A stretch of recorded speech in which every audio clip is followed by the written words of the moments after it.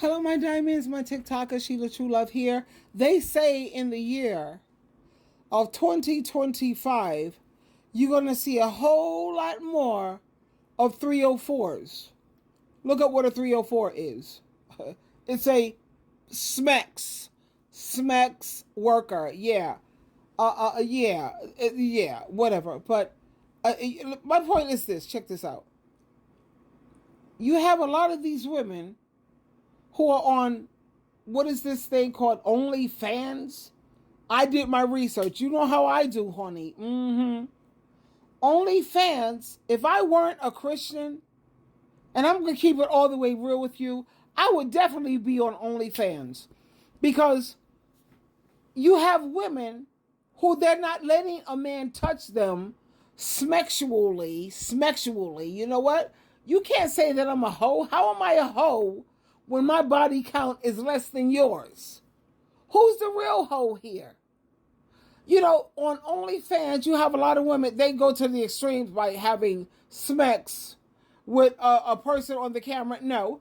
But then you have those women, all they do is when they get horny, they masturbate in front of the camera. That's what they do. They pull out their rabbit. They pull out their rose. They dress in these really, really sexy outfits, really, hot and sexy. And then they talk, they got the gift for gab. Talk a little talk. We already know what men want to hear. Just build up their ego, talking about, ooh, baby, you know how it goes. Anyway, I don't have to go to those extremes because I have really pretty feet. Thank you, Jesus. Thank you, Yahweh, Jehovah, for blessing me with the most pretty feet on the planet. Well, at least one of the girls. I could just put on OnlyFans because you have a lot of people who have a fetish. And these people who have a feet fetish, and I know that I could get people to pay for my feet. I'm on the bus, okay? I work and I don't drive a car, right? I take my stretch limousine. I like to call it my stretch limo. The bus. And I had this dude come up to me, young enough to be my son. He said, let me take you shopping. Look, please, you have such beautiful feet. And I looked at him. I looked at him here. I was looking at this. I looked at him and I said, thank you so much, sweetheart. And he wanted to take me off of the bus to take me at the mall, because the mall is like right there. And he said, oh, let me buy you shoes. I want to buy you lots and lots of shoes. I was wearing sandals. It was in the summer. So he sees my feet. I always take care of my feet, keep my nails polished and go to the salon once a month because I could do everything else for myself once a month.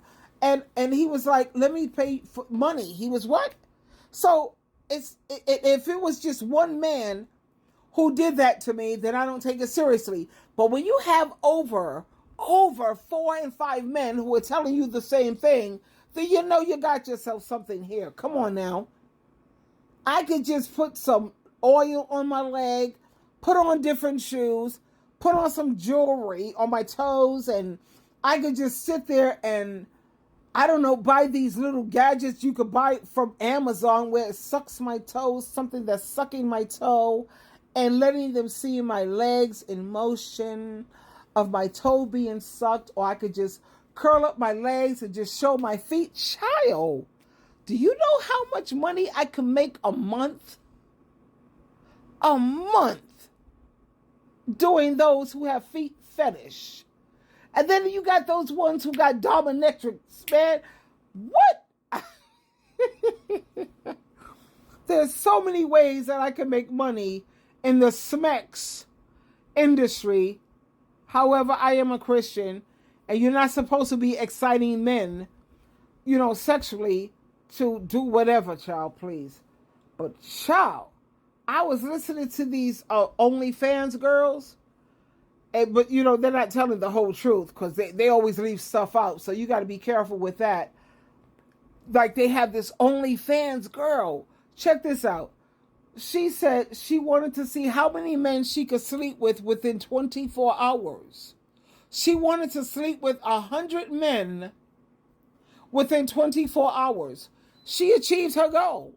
She slept with more than 100 men within 24 hours. Is that something to be proud of? No, hell no. That's what? She said, but here's what I learned. And then she goes into her spiel. She said the reason why she did that, because I had to try to understand this. Why would you even want to do something like that? She said, because she was so sick of the male patriarchy saying that it's okay for men to have sex the way they want, raw, whatever, with how many people, and yet women are condemned. Women are, treated like she's got leprosy or something. So she was going for that. Do I understand the concept of what she was trying to say? I get it, Ma. Do I agree with that? No.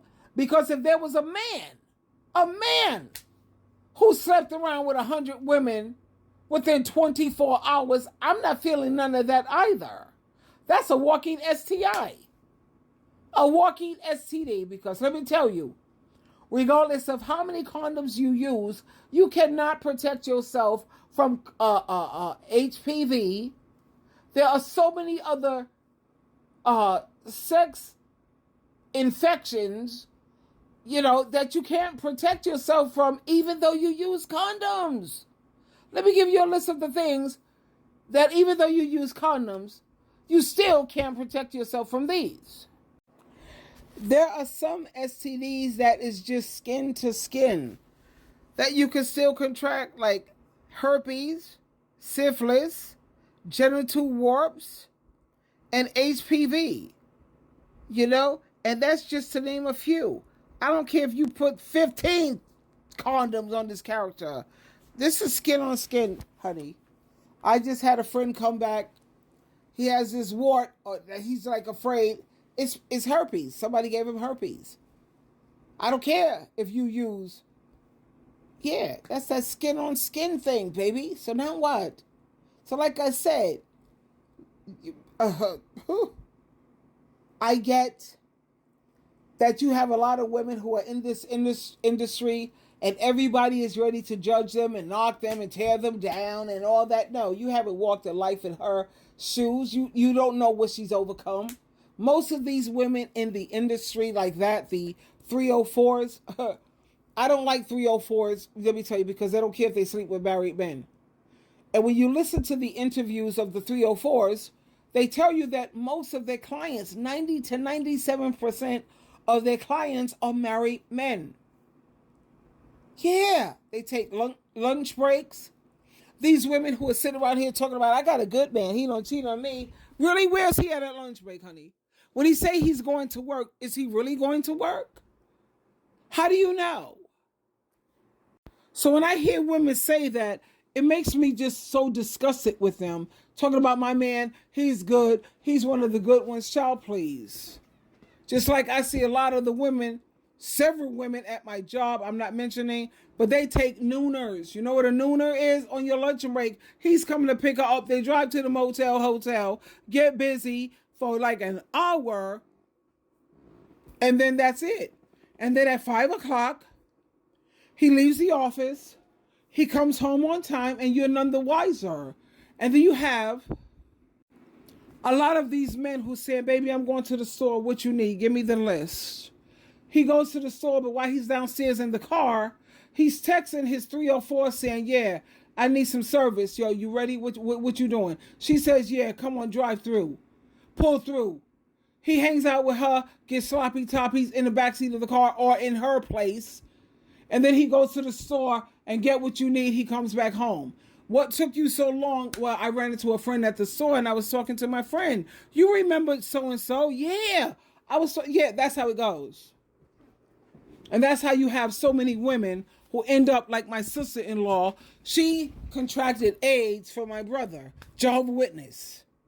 Mr. Man, yeah, she trusted him with everything she had, yet he gave her AIDS, honey. And she was none the wiser in terms of how could he have done this? He's always working. He's at the meetings. He's whatever. Wherever there's a will, there's a way. He gave her AIDS in the early 80s when they only had AZT. She passed away before he did. I rest my case. Twinkle, twinkle, twinkle.